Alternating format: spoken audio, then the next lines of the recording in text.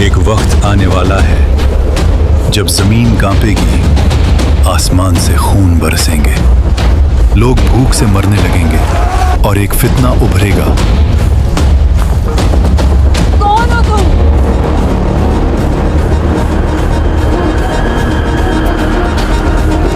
میں تمہارا رب ہوں۔ وہ فتنہ ہوگا دجال کا، جو ایک آنکھ کا کانا ہوگا، ماتھے پہ کافر لکھا ہوا، اور اس کا فتنہ اتنا بڑا ہوگا کہ نبی صلی اللہ علیہ وسلم نے فرمایا، آدم علیہ السلام سے لے کر قیامت تک کوئی فتنہ اس سے بڑا نہیں ہوگا۔ لیکن اللہ نے اس کے خاتمے کا انتظام صدیوں پہلے کر دیا تھا۔ وہ نبی جن کو زندہ آسمانوں پر اٹھا لیا گیا تھا، وہ لوٹ کر آئیں گے۔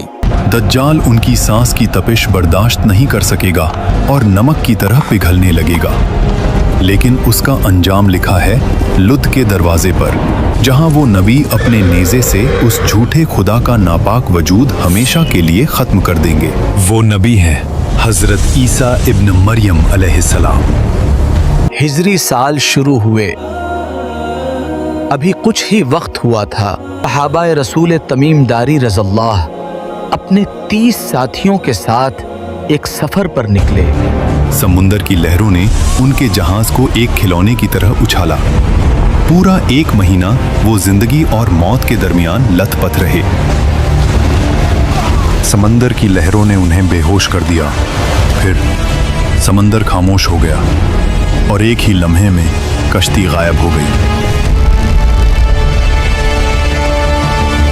یہاں تک کہ ان کا جہاز ایک ایسی جگہ جا لگا جہاں انسانی قدم صدیوں سے نہیں پڑے تھے، ایک ویران اور خاموش جزیرہ جہاں قدم رکھنے والا کوئی عام نہیں ہوتا۔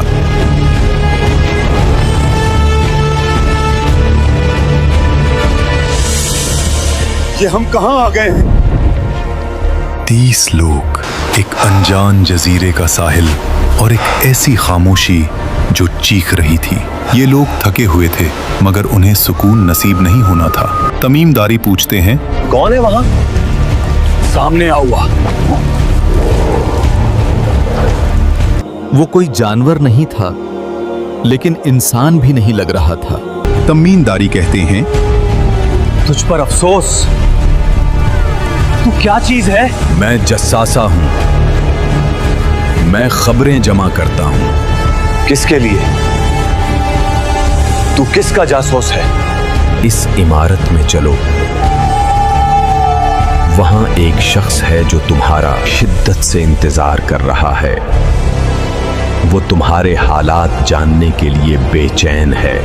اور پھر تمیم داری کی نظر اس پر پڑی، ایک آدمی، قد و قامت میں پورا، جسم مضبوط، لیکن ہاتھ اور پاؤں زنجیروں میں جکڑے ہوئے۔ اچانک اس نے سر اٹھایا، ایک آنکھ بالکل بے نور، دوسری آنکھ ابری ہوئی جیسے انگور کا دانہ۔ تم لوگ کہاں سے آئے ہو؟ ہم عرب کے رہنے والے ہیں، سمندر نے ہمیں یہاں پھینک دیا۔ مجھے میرے سوالوں کا جواب دو۔ کیا بائسان فلسطین کے درخت اب بھی پھل دے رہے ہیں؟ ہاں، وہاں پھل لگتے ہیں۔ وہ وقت دور نہیں جب ایک پھل بھی نہیں اگے گا۔ مجھے تبریہ کے بارے میں بتاؤ، کیا اس میں پانی ہے؟ ہاں، پانی سے بھری ہوئی ہے۔ جلد وہ سوکھ جائے گی اور لوگ وہاں مٹی میں ہاتھ ماریں گے۔ مجھے زغور کے چشمے کے بارے میں بتاؤ۔ وہاں سے لوگ کھیتی باڑی کرتے ہیں۔ اب آخری بات بتاؤ، وہ امی نبی جو مکہ میں پیدا ہوئے، ان کا کیا ہوا؟ وہ مدینہ جا چکے ہیں، عرب کے لوگ ان کے ساتھ جنگ بھی کر چکے ہیں اور اب ان کی اطاعت کر رہے ہیں۔ یہ سنتے ہی دجال کے چہرے پر ایک عجیب مسکراہٹ آئی، ایک ایسی مسکراہٹ جس میں دہشت تھی، اور وہ کہتا ہے، ان کا ان کی بات مان لینا ہی ان کے لیے بہتر ہے، مگر اب میری سنو۔ میں ہی المسیح الدجال ہوں، مجھے نکلنے کی اجازت ملنے والی ہے۔ میں زمین پر نکلوں گا اور 40 دن میں کوئی ایسی بستی نہیں ہوگی جہاں میرے قدم نہ ہوں۔ میں ہر شہر کو روند ڈالوں گا سوائے طیبہ۔ اور مکہ کے جب بھی وہاں گھسنا چاہوں گا ایک فرشتہ ننگی تلوار لیے میرے سامنے آ جائے گا۔ اس کی آواز میں ایسا خوف تھا کہ صحابہ نے محسوس کیا اگر ایک لمحہ اور رکے تو زنجیریں انہیں بھی جکڑ لیں گی۔ نکلو اس جگہ سے، یہاں دجال ہے۔ اللہ کے کرم سے وہ لہریں جو انہیں بھٹکا کر لے گئی تھیں وہی انہیں واپس حفاظت سے عرب کے ساحل تک لے آئیں۔ تمیم داری رضی اللہ جو اس وقت تک عیسائی تھے ان کا دل بدل چکا تھا، وہ سیدھا مدینہ کی طرف دوڑے۔ نبی کریم صلی اللہ علیہ وسلم کے حضور حاضر ہوئے، کلمہ پڑھا اور اسلام قبول کیا۔ پھر انہوں نے وہ سب بتایا جو انہوں نے اس گمنام جزیرے پر دیکھا تھا۔ نبی کریم صلی اللہ علیہ وسلم نے صحابہ کو مسجد میں جمع کیا اور فرمایا، تمیم داری کی بات میری بتائی ہوئی باتوں کے بالکل مطابق ہے۔ اور نبی کریم صلی اللہ علیہ وسلم نے خود اپنی لاٹھی سے مشرق کی طرف اشارہ کیا اور 3 دفعہ فرمایا، یہ مشرق میں ہے، یہ مشرق میں ہے اور یہ مشرق میں ہے۔ آپ صلی اللہ علیہ وسلم نے دجال کے فتنے سے اللہ کی پناہ مانگی اور فرمایا، میں تمہیں دجال سے ڈراتا ہوں۔ کوئی نبی ایسا نہیں گزرا جس نے اپنی قوم کو دجال سے نہ ڈرایا ہو۔ اور پھر ایک وقت آئے گا جب دجال نکلے گا تو دنیا اپنے بدترین دور سے گزر رہی ہوگی۔ 3 سال تک بارش نہیں ہوگی، لوگ ایک ایک نوالے کو ترسیں گے۔ تب وہ ظاہر ہوگا، ایک ہاتھ میں روٹیوں کا پہاڑ لیے اور دوسرے میں پانی کی نہریں۔ پھر وہ کہے گا، دیکھو، کیا تمہارا رب تمہیں بھوکا مارتا؟ میں تمہارا خدا ہوں، میرے سامنے سجدہ کرو، میں زمین کو حکم دوں گا تو وہ سبزہ اگائے گی۔ وہ ایک نوجوان کو بلائے گا اور کہے گا، اگر میں تیرے ماں باپ کو زندہ کر دوں تو کیا تم مانے گا کہ میں تیرا رب ہوں؟ ہاں ان کو زندہ کر دے پلیز۔ دجال کے ساتھ موجود 2 شیطان اس نوجوان کے ماں باپ کی شکل اختیار کر کے کھڑے ہو جائیں گے اور بولیں گے، بیٹا، یہ بات مان لے، یہی تیرا رب ہے۔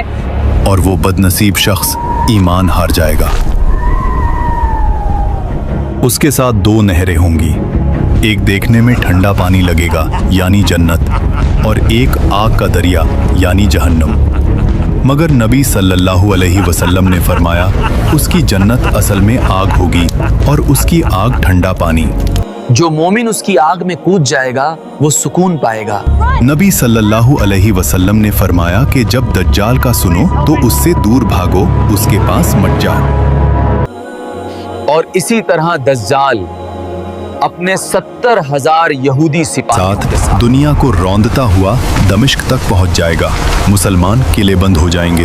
اچانک آسمان کے بادل پھٹیں گے۔ دمشق کی جامع مسجد کے سفید مینار پر 2 فرشتے اتریں گے۔ ان کے پنکھوں پر ہاتھ رکھے ہوئے ایک ہستی نزول فرمائے گی جن کے بالوں سے پانی کے قطرے موتیوں کی طرح گر رہے ہوں گے۔ حضرت عیسیٰ ابن مریم علیہ السلام نماز کے بعد حضرت عیسیٰ علیہ السلام کہیں گے، قلعے کا دروازہ کھولو۔ باہر دجال اپنے عظیم لشکر کے ساتھ کھڑا ہوگا۔ جیسے ہی دجال کی نظر حضرت عیسیٰ علیہ السلام پر پڑے گی، اس کا جسم نمک کی طرح پگھلنے لگے گا۔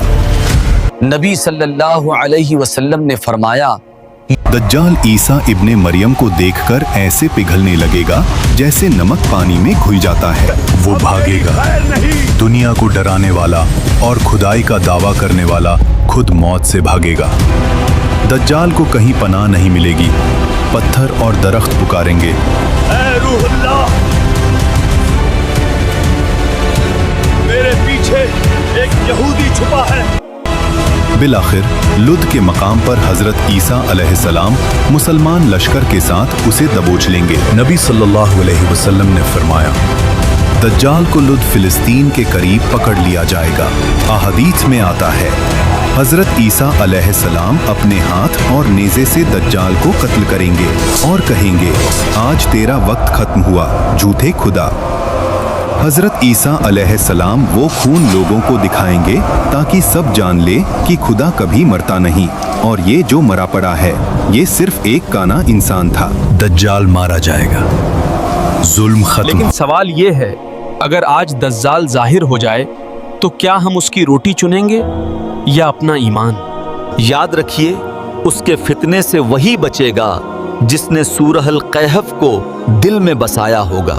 सही मुस्लिम में है कि नबी सल्लल्लाहु अलैहि वसल्लम ने फरमाया, जो शख्स सूरह अल कहफ की पहली 10 आयतें याद कर लेगा वो दज्जाल के फितने से महफूज कर दिया जाएगा। बाज रिवायत मसलन सुन्ने नसाई में आखिरी 10 आयतों का भी जिक्र आता है। इसलिए उलमा कहते हैं कि पूरी सूरह अल कहफ पढ़ना और उसे समझना ही असल हिफाजत है। ये वाकया सिर्फ खौफ के लिए नहीं, ये हिदायत के लिए है। नबी सल्लल्लाहु अलैहि वसल्लम ने हमें डराने के साथ बचने का रास्ता भी बताया। उन्होंने फरमाया कि जब तुम्हारे चारों तरफ झूठ का अंधेरा हो तो सूरह अल कहफ को अपना चिराग बना लेना, क्योंकि जिसके सीने में ये सूरह होगी उस पर दज्जाल का कोई धोखा असर नहीं कर सकेगा। ये सिर्फ आयतें नहीं, ये मोमिन की ढाल हैं। उसके बाद एक ऐसा फसाद उभरेगा जो हर जिंदा चीज को उजाड़ देगा, और जब दज्जाल का फितना खत्म हो जाएगा लोग समझेंगे कि अब सुकून आ गया है, मगर नहीं। हजरत ईसा इब्न मरियम अलैहिस्सलाम पर अल्लाह वही फरमाएंगे, मैंने अपने ऐसे बंदे निकाल दिए हैं जिनसे लड़ने की ताकत किसी में नहीं, और फिर याजूज और माजूज निकल आएंगे। वो जमीन पर इस तरह फैल जाएंगे जैसे कभी कोई रुकावट थी ही नहीं। समुंदर पिएंगे तो ऐसा लगेगा जैसे वहाँ कभी पानी था ही नहीं। दुनिया एक बार फिर इंसानी बश से बाहर हो जाएगी। अगर आप याजूज माजूज के बारे में जानना चाहते हैं तो हमारी याजूज माजूज वाली वीडियो डिस्क्रिप्शन और रिकमेंडेशन में मौजूद है। अगर वीडियो पसंद आए तो लाइक और शेयर जरूर करें। हो सकता है आपकी वजह से कोई सूरह अल कहफ याद करना शुरू कर दे, और शायद यही एक अमल कल आपके लिए निजात बन